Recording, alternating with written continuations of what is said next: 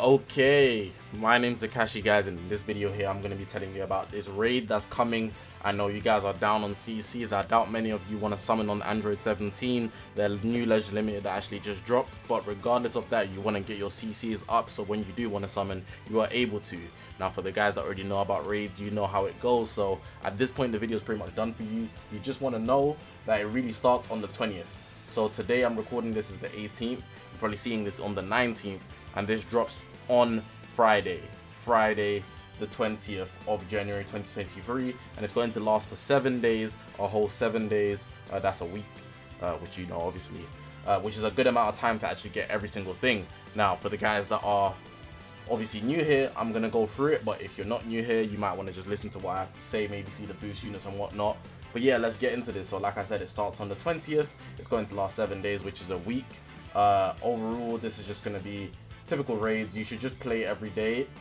Very good to play every day because there's these limited time rewards. Now the reason why the limited time rewards are very important is because they actually give you rewards, a bigger drop that you can get 3 times a day every single day. So if you're not going to play in the day at all, try to play 3 times a day at the minimum. So the first 3 times you'll get extra drops, which is actually why it's more valuable than any other time that you play in that day.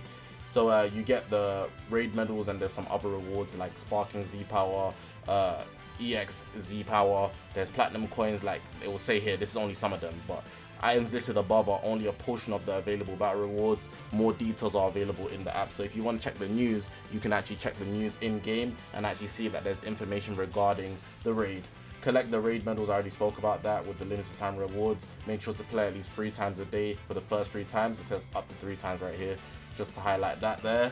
The raid damage boss, you pretty much want to get a lot of combat points, but after a certain amount, they won't be extra drops and you literally just be working. But regardless, the exchange shop comes with a lot of stuff. We're going to get into that in a bit though. There's some missions, you're able to get some chrono crystals, so I believe it's about 200. So I'm going to say in total, this raid will offer you 1,200 chrono crystals. 1,200 chrono crystals is actually quite a bit, especially for playing just a simple co-op run. If you guys don't know, you're literally just playing the co-op game mode over and over again. It's very easy, it's much easier than co-op.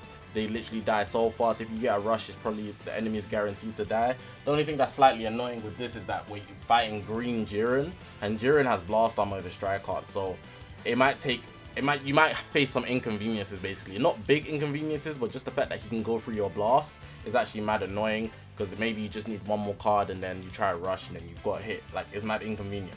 Cool. It's just telling you how to play, but like I said, you can actually check the news and check how to play yourself. Complete event missions, claim victory, and earn limited time rewards in raid battles to clear missions. I already talked about the 200. Now, the main thing we want to get into is how you can actually get a lot of raid medals. So you actually get rewarded more if you actually have the new unit. So you can see here, Android 17 is the new unit, and depending on the star level that you have him, you will get a certain amount of drops.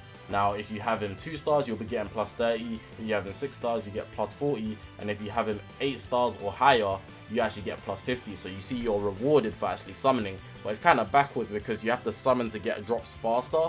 So if you don't have him or you're not summoning at all, it's going to be a lot more tedious for you when you're playing the raid, which is not actually in your exact favor, but it's just something that should be pointed out for everybody that's going to be playing the raid. This goes on for Android 17. I really wish they'd take out the system, because we're trying to play raid to get chrono crystals, but then they want us to spend chrono crystals just to have an easier time in the raid. And I do understand there's other things in the exchange shops that you benefit from when you're spending your raid medals, but really and truly not everybody wants to summon on every single character, and I'm sure the devs know that, but really and truly they just want you to spend, they want to take your money type stuff, you know. Same thing with the new EX, I spoke about that, and so on and so forth with everybody here. So they just have different star levels. So you can see for the EX, you can't imagine getting them to 8 stars with the 250 drops or whatever it is. 2 times Z power, 500 drops. 5 stars. Here for UGB, it's if 8, that's 9 stars or higher, I believe. Yeah. Bergamo is a free to play. Zenkai, all Zenkais are free to play, but the unit isn't free to play. 14 stars, free to play is 14 star. SSBE 14 stars. I like how they kind of singled him out. Maybe he's getting a Zenkai that could be interesting. Something I just wanted to point out, given that he's in his own box. But maybe that's because he's the Legends Limited. Yeah, and then so on and so forth with some other characters here. You should have them 14 stars. Something I also want to point out is that you shouldn't just use the character that's at the top. So for example, if you have 17, right, you shouldn't just use him, then try to max out your ability bonus. That's not what you should do. If you have all of these characters, so if you have 17, 18, UGB, Bergamo, the free-to-plays, SSBE, so on and so forth, in your co-op lineup, you put the one you want to use. So ideally, you'd want to use 17, or the most powerful attacker that you have. I'll be using UGB. You could use Bergamo, whatever. Cool. But the rest of the units, if you have as many as you can, as many as you have, put them on the bench. That way you'd actually get all of them. So it's not just this that you're getting. So say if you're using 17 at 8 stars, right, you get plus 50. But if you have 17 at 5 stars, you also get the plus 30. UGB at 9 stars or higher, you get the plus 25. 18, so on and so forth.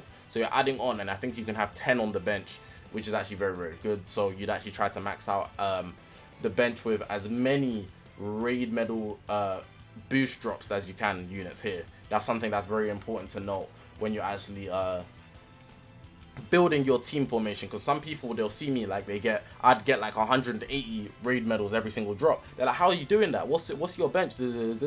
Well, it's because I'm applying all of these characters, not just the one unit that I'm using, and then trying to get the max damage out of him through the ability bonus. Remember, I told you it's very easy. If you just get the Rising Rush, you're very likely to kill anyway, so you don't need to do too much calculating on, oh, I'm trying to get the strongest ability bonus. That doesn't matter. Just make sure you get these guys on the bench. Cool. Moving on, same thing with the damage. Just use one of these units here.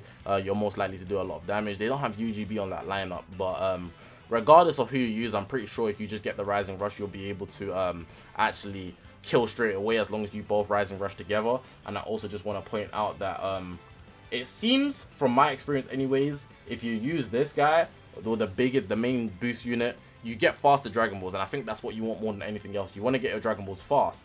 Use somebody with draw speed if they're on this list. So maybe this Broly has draw speed, might want to use him. 17, this one on the main, might want to use him, so on and so forth. Just pointing that out because it's actually a big factor to actually how you can rise and rush and get through these raids very snappy, very fast.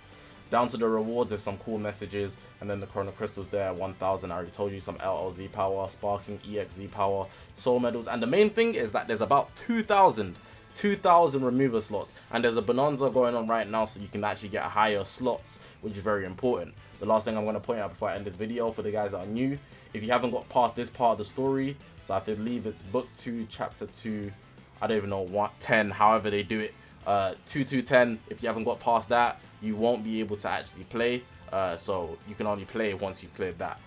Besides from that, that's pretty much it, man. Hopefully this video was useful. Good luck with playing the raid. Hopefully you get that 1000 Chrono Crystals. Should also point out that you can't claim the exchange shop Chrono Crystals if you're over 20,000 Chrono Crystals. But I doubt anybody watching this video is beyond 20,000 Chrono Crystals, simply because we've had so much come through. Tag Force, Trunks and Vegeta, UGB, the rerun for USV, the Limit Break banner, and now even Android 17. But yeah, I'm gonna leave the video like that. Press the subscribe button. We're on this grind to 40,000 subscribers. My name is Zakashi, guys. Appreciate you guys for watching. I will see you guys in the next one, man.